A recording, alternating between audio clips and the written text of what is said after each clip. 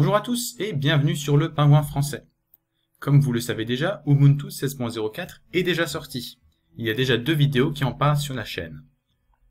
Pourtant, il y a certaines variantes officielles d'Ubuntu qui existent. Si vous n'aimez pas le bureau Unity, vous pouvez peut-être apprécier Ubuntu avec le bureau KDE. Oui, aujourd'hui on va jeter un coup d'œil à KDE plus Ubuntu, donc à Kubuntu 16.04. Quelles sont les similarités? Quelles sont les différences avec Ubuntu 16.04? On va voir.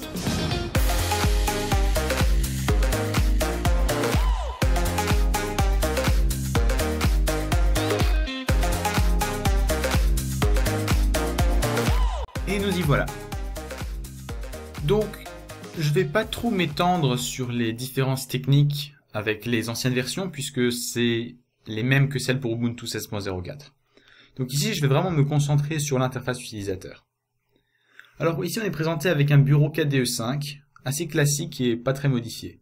Donc on a vraiment cette interface colorée et aérée, et vraiment avec de la transparence partout, qui est censé vraiment faire une interface propre et nette.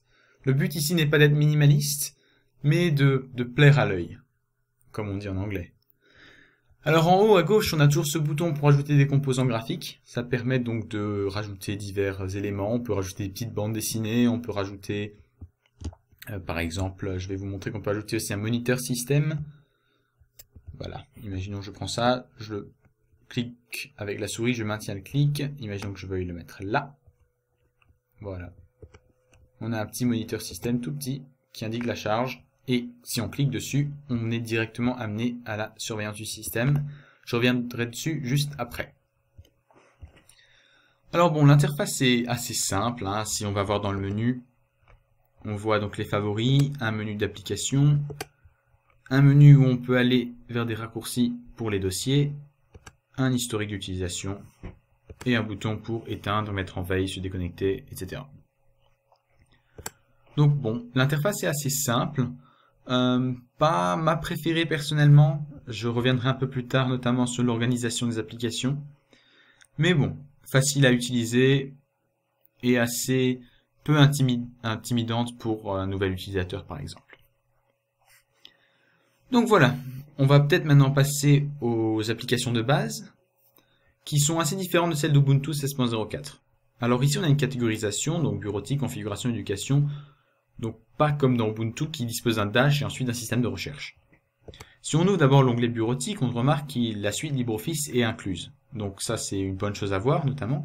C'est mieux que les autres suites existantes que KDE utilise. On a donc un système pour afficher des documents PDF. On a des systèmes pour afficher d'autres textes, des logiciels pour les courriers, etc., etc. Donc dans l'outil de configuration, on a un outil de configuration et un outil pour régler Java. Éducation, il y a quelques outils pour faire les maths, donc ça c'est un outil LibreOffice. Et après, encore LibreOffice. Graphisme, affichage de documents et un dessin, donc encore une fois LibreOffice Draw. Pour Internet, notre navigateur de base c'est le navigateur Firefox. Et le logiciel de courriel c'est Kmail. On a un client BitTorrent si vous utilisez du torrent, mais bon, après la loi Adopi, c'est pas très légal, disons. On peut graver des CD comme dans K3B, contrairement à Ubuntu. Ubuntu, on ne peut plus le faire puisque Brasero a été retiré de la sélection de base. Amarok, c'est le lecteur audio, typiquement de KDE. Je vais l'ouvrir parce qu'il est assez intéressant. Et là, on constate déjà les effets de la performance. Je reviendrai dessus juste un peu plus tard. Mais voilà, Amarok est lancé. Donc ça c'est une vraie alternative à VLC, je trouve. Elle permet vraiment de chercher donc des radios sur internet, de faire tourner vos musiques et de faire des playlists. Donc c'est vraiment intéressant et je vous recommande vraiment de regarder un peu ce logiciel. Je ne couvrirai pas énormément maintenant. Après, on a trompé de menu. On a nos utilitaires pour gérer le système et tout ça. Donc, c'est assez simple. C'est pas la même sélection que pour Ubuntu. C'est une sélection plus de KDE, mais assez fonctionnelle, il n'y a pas à dire. Ce qui me gêne beaucoup, c'est la catégorisation. D'abord, les noms afficheurs de documents afficheur de fichiers TNEF, éditeur Sieve, l'export des paramètres PIM permet d'enregistrer...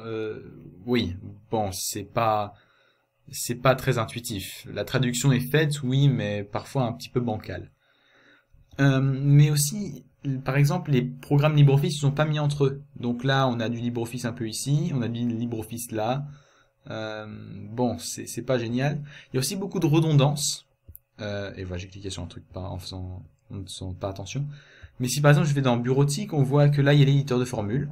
Bon, d'accord, mais si je vais dans éducation et dans mathématiques, bah il est là aussi. Et dans sciences encore. Donc c'est un peu bizarre. Je trouve que c'est franchement mal trié et peu pratique. Je sais pas, je n'ai jamais observé ça dans une autre distribution. C'est assez bizarre. Bon, on peut toujours commencer à taper au clavier pour avoir ce qu'on cherche. Donc là, il n'y a pas trop de problème. Que je sache, il n'y a pas de problème avec la recherche comme il y avait dans le Dash qui recherchait automatiquement sur Internet. Donc là, bah, il suffit juste de cliquer sur ce qu'on a envie d'ouvrir. Et ça l'ouvre. Alors, comme vous avez pu le remarquer, il y a une certaine lenteur dans le système. Alors là, on n'est pas sur un démarrage à froid. Je l'avais déjà utilisé un petit peu avant. Donc on peut avoir une idée de la charge approximative d'un système.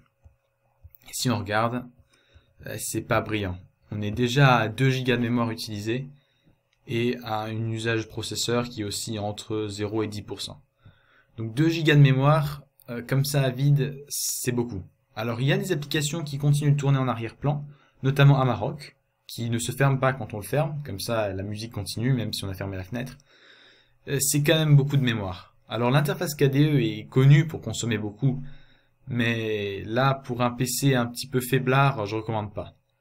Là on est vraiment proche de consommation mémoire de Windows 10 par exemple, ou de Windows 7 ou 8, c'est conséquent, c'est vraiment conséquent. Je lui ai donné 3 Go et déjà 2 utilisés alors qu'il n'y a rien qui tourne pour le moment. C'est à prendre en considération. Après l'interface KDE est connue pour ne pas être légère, hein. C'est pas une interface qui cherche à faire dans le minimalisme, mais bon. C'est quand même une charge assez conséquente pour le système. Les applications prennent un petit peu de temps à s'ouvrir quand on les ouvre, comme vous l'avez vu. Donc voilà, si vous avez un PC qui est équipé peut-être d'un SSD ou qui est particulièrement véloce, ça va passer sans problème. Sinon, je vous recommande plus d'autres versions d'Ubuntu que celle-ci. Alors la traduction, comme vous avez vu, c'est un petit peu bancal à certains endroits. Mais à la plupart des endroits, il n'y a aucun problème, hein. Si je vais dans la configuration du système, par exemple, tout est bien traduit, il n'y a pas de problème. Si je vais cliquer sur quelque chose, par exemple, bon, style de composants graphiques, style et comportement des composants graphiques, bon, c'est comme je vous ai dit, c'est assez bancal. C'est un peu bizarrement traduit, donc apparence des applications.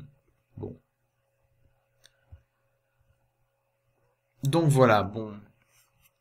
Le système Kubuntu 16.04 est un bon système, il est basé sur Ubuntu, il n'y a pas de problème. Mais bon, personnellement, je trouve que l'interface KDE manque d'intuitivité. Je la trouve pas particulièrement belle, et je trouve que la charge sur les ressources est juste trop importante pour une distribution Linux. Donc voilà, je pense que vous devriez jeter un petit coup d'œil, mais c'est pas la distribution que je recommanderais. Je recommande davantage Ubuntu, la version avec Unity, plutôt que celle-ci. Donc voilà, merci d'avoir regardé ma petite présentation sur Kubuntu 16.04. Je vous invite donc maintenant à aller voir les présentations Ubuntu si ce n'est pas déjà fait. J'essaye un petit peu d'améliorer mes techniques d'édition vidéo, j'espère que ça vous plaît. Et comme d'habitude, n'hésitez pas à laisser un commentaire pour suggérer des vidéos futures ou pour donner votre avis sur le système. C'était le Pingouin Français, et moi je vous dis à la prochaine.